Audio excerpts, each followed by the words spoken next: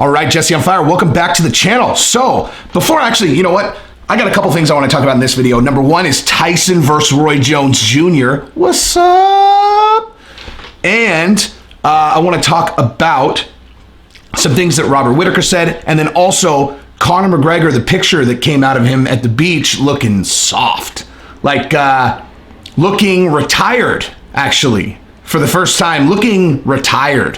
Where I was like, oh, yikes. Now, it could just be pandemic, he's locked down, and, you know, obviously, listen, like, I've been in and out of shape my entire life, so I know you can go back into shape just like that, but he is not training. I mean, I can tell you that right now, he is not training based on that picture. But before, I want to tell you this, I have an interview coming out later today, most likely today, with Matt Sales, who is a very, very smart, very cool fighter. He's a UFC fighter. He has the unfortunate moniker of having been the first guy to get caught and submitted in a twister.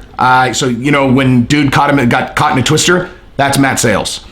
So, you know, I got to ask him a bunch of questions about his career. I got to ask him what it feels like to be caught in a twister, because I'm interested, you know? I mean, pretty much, you know what it feels like to have a rear naked choke put on you if you've ever been strangled by something. You can imagine what it would feel like to have someone bending your elbow back to where if you don't tap, it's going to snap your elbow.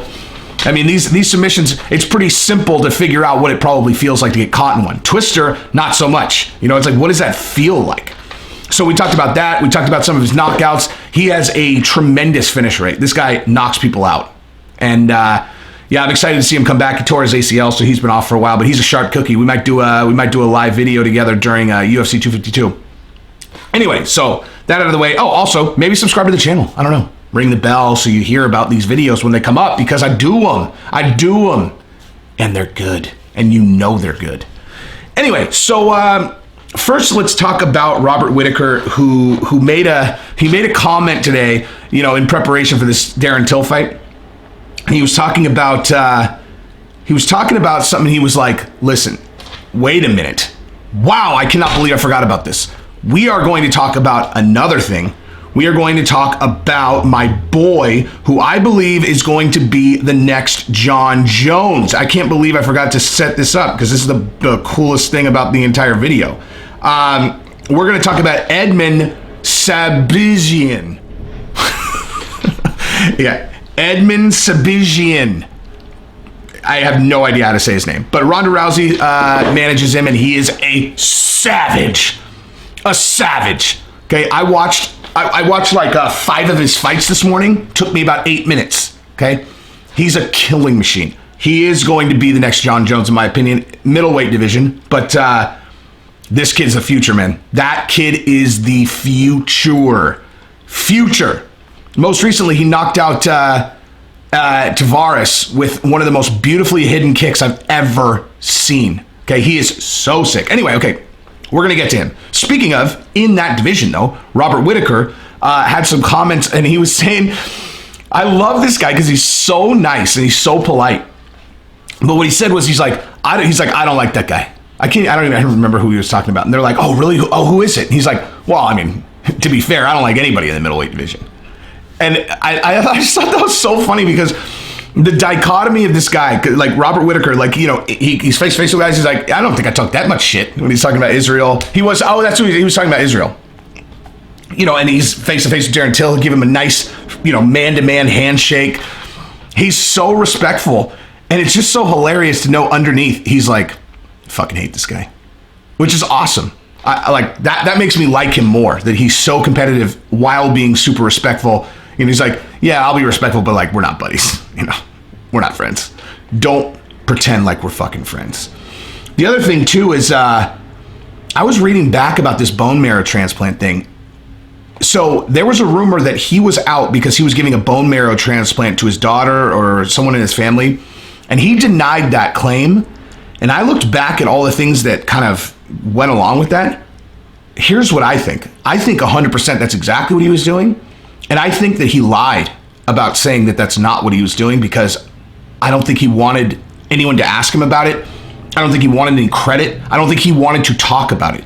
And if that doesn't make you like that guy, then I don't know what will. And the reason why I think that is because there's an interview with Dana where Dana talks about why Robert Whitaker's out, and he He says what you would say about the champion if he's taking time off and you knew that the reason he's taking time off is so he can do a bone marrow transplant for his daughter, or whoever it was.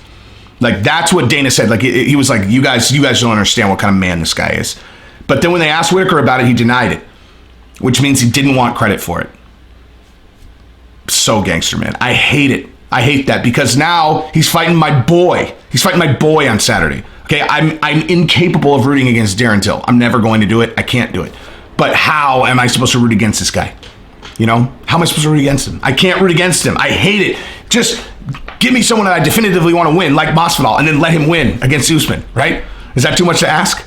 Someone I really want to win, and then they do? Well, I guess I got that when he fought Askren. But that wasn't anything against Askren. It's because I said that he was going to win publicly and blah, blah, blah. Well, and because Masvidal's my dude. Anyway, I am in tangent land today, but that's Robert Whitaker. So now let's talk about EDMEN SHAHBAZYAN, all right? So Ronda Rousey has been training this kid, or training with this kid at that gym in God, where is it? It's the what is the name of that area in Southern California that is just nothing but oh my gosh, man, I can't. Anyway, it's neither here nor there, okay? Kid's been training there his entire life. So she's like, he's one of the first generation guys that's been training mixed martial arts his entire career. Like, there's no baseline discipline, and then he developed all these other skills. It's not like he's a wrestler and then he learned how to strike. It's not like he's a jiu-jitsu guy and he learned how to strike. This kid is a mixed martial artist from birth, right? And you watch this guy fight, okay? He's like, I'm pretty sure he's 10-0 with 9 first-round finishes. He's a murder machine, okay? Now, you could say that he was fighting inferior opponents right up until he fought Brad Tavares in his last fight. Now, he's fighting next Saturday against Derek Brunson. Woo, man, like, I am so excited for that fight. If he beats Derek Brunson in the way that he's been beating these other guys, he is going to skyrocket to the top. He's the headline. He's the headline on August 1st. And I am telling you guys, he is a monster. He's a monster. And Derek Brunson's a big step up in quality in terms of his opponent. But I'm never betting against this kid. I'm going to tell you that right now. Until this kid gets exposed, or there's no chinks in his armor. He has a complete game. He is vicious on the ground. He is, vicious on his feet. Vicious on his feet. Like, I can't see, if you've never seen a guy get stunned, you've never seen a weakness in his game. And, honestly, like, one of the things that I noticed, he's so confident in his distance. So there's this moment in the Tavares fight before he knocked it, there was an exchange before the one where he, ended up finishing him, where he came in. Now, okay, so the setup, I always say, like, I'm not going to talk X's and O's. Okay, I'm not going to talk like the really detailed X's and O's. What I can talk about is what I look at and what I see, like when I know what he's thinking strategically as a fighter. I mean, you're not thinking about your footwork as much as you are, what am I setting this guy up with? Okay, that I know, right? And so the whole time he's like, boom, boom. He's throwing 1-2, 1-2, and then step back and then boom, boom. He's throwing 2 punch combos the entire fight, right? Now he throws, when he's squared up with Tavares, he throws, he has one where he throws a 1-2, and then Tavares comes and throws a counter. And the way that he backed away in terms of his distance and how relaxed he was,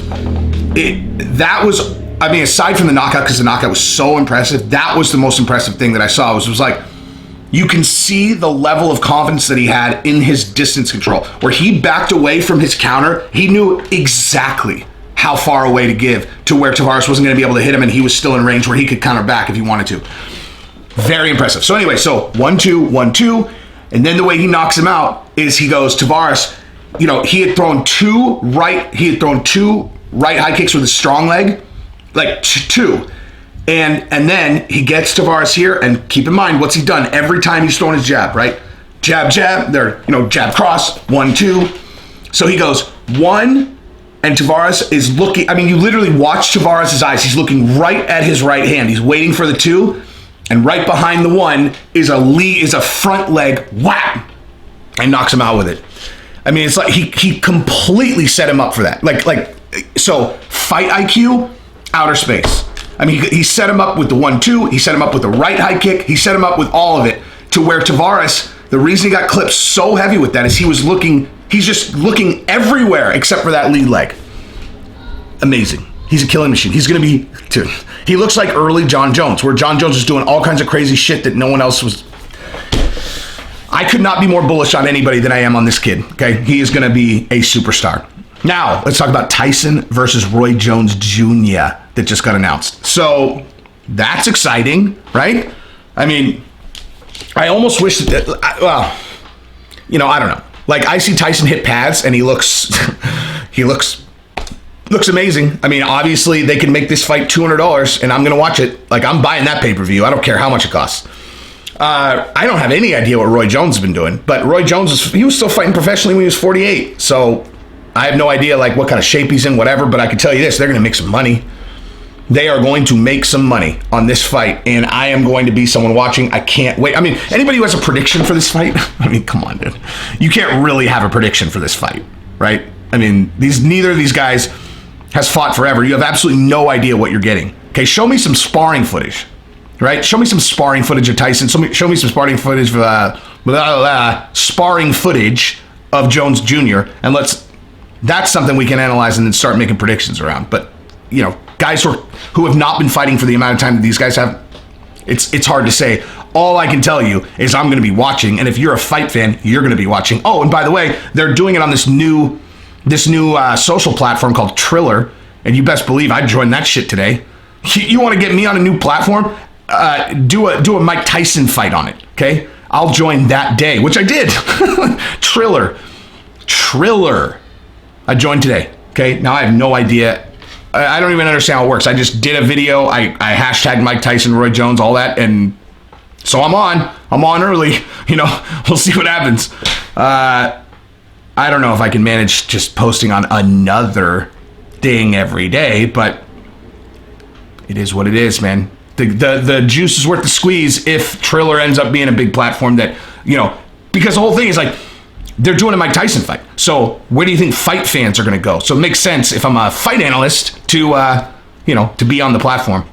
They also let you do way longer videos. I was looking, I was like, damn, I could do, because that was my main problem with TikTok is like, it's a minute long. Like, what can you talk about in a minute? Look at, like, I can't even get through a fucking intro in a minute. You know. Anyway, so yeah, that. Now, Conor.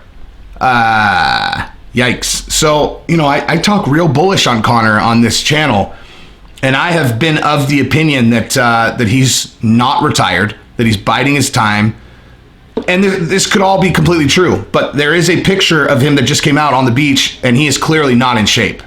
It's the first time I've ever seen Conor out of shape, actually, which is why I was like, oh shit. Yikes. He's out of shape. Like he's out of shape. He's not training. You know. So what I do with that is when Khabib said, hey, Justin, you should fight Conor. If he sees that picture and doesn't want to do it, hello? Has anybody ever heard the story of No Mas? Huh? Do I have to tell this again? When Sugar Ray Leonard fought Duran, the meanest motherfucker on earth, and Duran just ran his mouth and just got inside Sugar Ray's head, and Duran won the first fight. And then Sugar Ray saw Duran partying his balls off, out of shape, whatever, and Sugar Ray was like, book that rematch right now.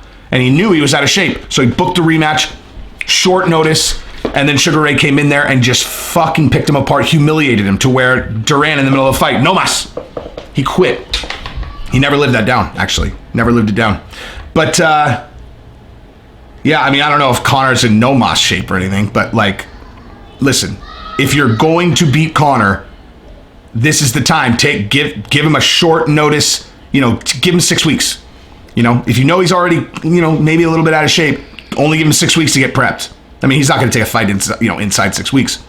Give him a 6-week date. I know Gaethje's been training. I saw the footage from Usman, right?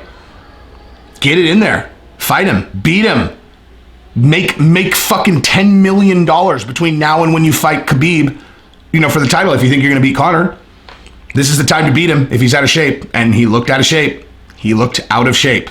So, yeah, I don't have much to add to that except watch the interview that I did with Matt Sales because he's a stud. It's a really good interview. That's honestly, this is what This is what my interviews are going to be. It's going to be interviewing guys that you wouldn't normally be paying attention to, and the interviews are fucking awesome, right? That is really like that's what this interview is like. It's fucking awesome. So that's what I got. Subscribe to the channel, ring the bell. I have I'm going to do a UFC 252 breakdown, even though there are like 3 events between now and then. But I want to get out ahead of that one because that is a big card. Big card with some big fights. So look for that. Subscribe, ring the bell. Let's go.